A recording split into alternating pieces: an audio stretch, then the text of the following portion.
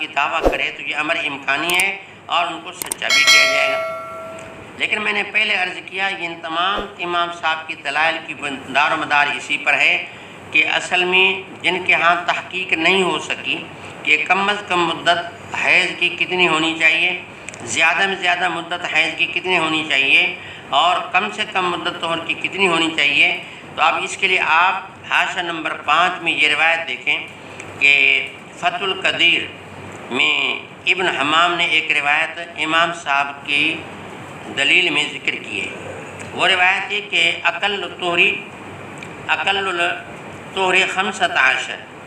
اقل الحیض 3 ایام، حدیث کے الفاظ ہیں اقل الحیض 3 ایام و اکثر الحیض 15 یوماً، عشرۃ ایام، اکثر الحیض 10 ایام و اقل ما بین الحیضتین 15 یوماً۔ آپ دیکھیں کسی کو روایت نہ ملی تو پھر ہم کیا کریں؟ امام صاحب کو روایت تو مل گئی نا کہ حیض کی کم از کم مدت وہ 3 دن ہے، اقل الحیض 3 ایام کہ کم سے کم مدت حیض کی 3 دن ہے، و اکثر 10 ایام اور زیادہ میں زیادہ مدت حیض کی 10 دن ہے، و اقل ما بین الحیضتین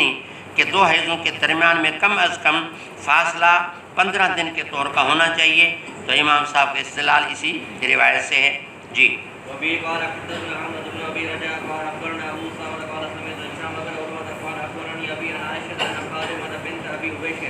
سالت النبي صلى الله عليه وسلم فقالت اني استحاض فلا اطهر افادع الصلاه فقال لا ان ذلك ارث ولكن دع الصلاه قدر الايام التي كنت تحيضين فيها ثم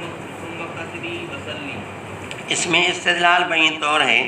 کہ نبی کریم صلی اللہ علیہ وسلم نے اس مستحاضہ عورت کو بس صرف اتنا کہا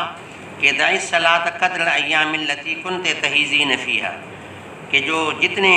آپ پہلے ایام میں اپنے آپ کو حیضہ سمجھتی تھی، استحاضہ کی تکلیف کے بعد وہی ایام آپ اپنے حیض کے سمجھیں اور اس کے بعد پھر نہا کے نماز پڑھیں۔ تو معلوم ہے کہ اب عورت جو بھی کہے، اگر عورت کہے کہ پہلے میرے جو ہیں وہ ایام 3 تھے تو اب وہ 3، اگر 5 ہیں تو 5 ہیں، اس حساب سے کہا کہ بس اس سے سمجھ میں آیا کہ عورت کی بات کا اعتبار بھی ہوگا، اس کو سچا بھی کیا جائے گا۔ جی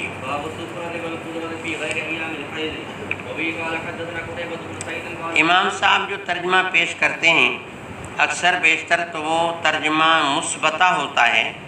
کہ ایک چیز کو اپنے باب کے نیچے رکھ کر کے آنے والے حدیث سے ثابت کرنے کا کام کرتے ہیں، یعنی ترجمہ مثبتہ ہوتا ہے اور حدیث مثبت ہوتی ہے۔ لیکن بعض الاوقات یوں بھی ہوتا ہے کہ امام جو ترجمہ رکھتے ہیں اس ترجمے کے ساتھ آنے والے حدیث کی تشریح کر رہے ہوتے ہیں، اس کو کہتے ہیں ترجمہ شارحہ۔ چنانچہ یہ ترجمہ اس قسم کا ہے۔ اصل بات یہ کہ یہاں روایتوں کا اختلاف ہے کہ اوپر روایت آئی ہے عائشہ صدیقہ رضی اللہ تعالیٰ عنہا کی کہ اس زمانے کی عورتیں ایک ڈبیا میں روئی جو ہے بھگو کر کے بھیجا کرتی اور پھر کہتی آپ ان کو دیکھیں اور چیک کریں اور پھر آپ بتائیں کہ ہم نماز پڑھیں یا نہ پڑھیں۔ فرمایا لا حتی ترین القصۃ البیضاء کہ یعنی چونے جیسا رنگ نہ دیکھیں تب تک آپ نماز نہ پڑھیں۔ تو اس سے معلومہ کہ صفرہ قدرہ بھی حیض ہے، کہ بھلی عورت کو پھیکا رنگ آ جائے تو وہ بھی حیض ہے، میلا رنگ آ جائے تو بھی حیض ہے۔ لیکن اب یہاں جو روایت امام ابھی بیان کریں گے ام عطیہ کی روایت ہے، وہ فرماتی ہیں کہ عہد رسالت میں ہم اسی قدرت صفرت کو کچھ نہیں سمجھتی تھیں، یعنی میلا رنگ آ جائے، پھیکا رنگ آ جائے تو ہم اس کو کچھ نہیں شمار کرتی تھیں، منع اس کو حیض اعتبار نہ کرتی تھیں۔ تو اب روایتوں میں اختلاف ہو گیا۔ عائشہ کی روایت سے یہ ہے معلوم ہوتا ہے کہ صفرہ قدرہ بھی حیض ہے۔ ام عطیہ کی روایت سے معلوم ہوتا ہے کہ صفرہ قدرہ حیض نہیں ہے۔ تو روایتوں کا اختلاف ہو گیا۔ امام نے ترجمے میں لفظ غیر ایام الحیض کا ملا دیا، ترجمہ یوں رکھا الصفرہ والقدرہ فی غیر ایام الحیض، تو یہ لفظ لا کر کے اشارہ کر دیا کہ اگر صفرہ قدرہ ایام حیض ہے تو پھر اس کو حیض شمار کیا جائے گا، اگر صفرہ قدرہ ایام الحیض کے غیر میں ہے، ایام الحیض میں نہیں ہے، تو پھر یہ کچھ بھی نہیں ہے۔ پھر اس کو شمار کچھ بھی نہیں کیا جائے گا اور اس کو کہا جائے گا کہ نماز بھی پڑھے روزہ بھی رکھے، تو معلومات کا ٹکرا کسی قسم کا نہیں ہے۔ اور جس میں اس کو حیض کہا گیا ہے وہ ایام الحیض میں، اور جس میں کہا گیا کہ اس کو حیض نہیں سمجھا کرتی تھیں، مانا وہ غیر ایام الحیض میں سفرہ قدرت کو ہم حیض نہیں سمجھا کرتی تھیں، تو امام نے ایک قید ملا کر کے گویا کہ حدیثوں کے تعارض کو کیا کر دیا، ختم کر دیا۔ اب آپ دیکھیں السفرہ والقدرہ فی غیر ایام الحیض۔ جی وبه قال حدثنا قتيبة بن سعيد قال حدثنا إسماعيل عن أيوب عن محمد عن أم عطية قال كنا لا نعد القدرة والسفرة شيئا۔ یہ وہ روایت آ گئی کہ قدرہ اور سفرہ کو ہم کچھ بھی نہیں سمجھا کرتی تھیں۔ ابو داؤد کی روایت میں یہاں یہ الفاظ بھی ہیں لا نعد القدرة والسفرة بعد الطہر شیئا، یعنی پاکی کے بعد جب ہماری پاکی ہو جاتی مانا غیر ایام الحیض ہو جاتے، عجب نہیں کہ امام بخاری کی بھی اس روایت پہ نظر ہو کہ ابو داؤد کی وہ روایت جس میں قدرت سفرت کے پیچھے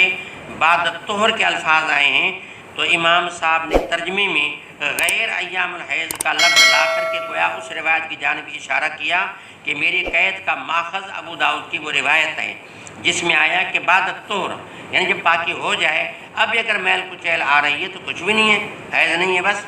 جی باب رفع الاستحاضة، یعنی غرض یہ ہے کہ حیض استحاضے کا فرق ہے، اور حیض جو ہے وہ خون رحم کا ہے اور استحاضہ وہ رگ کے کٹنے کی وجہ سے ہے۔ ترجمے کی اصل غرض یہ ہے کہ اس وجہ سے چونکہ دونوں کے مخرج میں فرق ہے لہذا دونوں کے احکام میں فرق ہے، حیض کے احکام اور ہیں، استحاضے کے احکام اور ہیں۔ جی وبه قال حدثنا إبراهيم بن المنذر النظامي قال حدثنا معن بن عيسى عن ابن أبي ذئب عن ابن ابی ذئب عن ابن شهاب عن عروة وعن عمرة عن عائشة زوج النبي صلى الله عليه وسلم ان ام حبیبة استحیضت 7 سنین۔ بہت ساری عورتوں کی یہ تکلیف رہی، فاطمہ بنت ابی حبیش کو تکلیف رہی، ام حبیبہ ام المومنین ان کو تکلیف رہی، لیکن وہ تھوڑا عرصہ بھی نہ، مسلسل 7 برس یہ تکلیف رہی۔ فسالت رسول اللہ صلی اللہ علیہ وسلم ذالک فامرہا ان تغتسل، فرمایا بس تم اغتسال کرو، فقال ھذا عرق، اور پھر یہ فرمایا کہ یہ اصل میں رگ کے کٹنے کی وجہ سے ایک بیماری ہے، یہ خون رحم کا نہیں ہے، حیض نہیں، اس کے احکام اور ہیں، حیض کے احکام اور ہیں۔ آگے یہ ہے فکانت تغتسل لکل صلاۃ، بی بی ام حبیبہ ہر موسم میں، سردی میں، گرمی میں 5 نمازوں کے لیے 5 مرتبہ نہایا کرتی ہر نماز کے لیے۔ باقی یہاں ایک مسئلہ یہ ہے کہ آیا مستحاضہ کے لیے کیا حکم ہے، یہ تھوڑا سا پہلے میں عرض کر چکا ہوں کہ روایتوں کا اختلاف ہے کہ غسل لکل صلاۃ کرے جیسے یہ روایت ہے، اور جمع بین صلاتین فی غسل کرے دوسری یہ روایت ہے، تیسرا یہ ہے کہ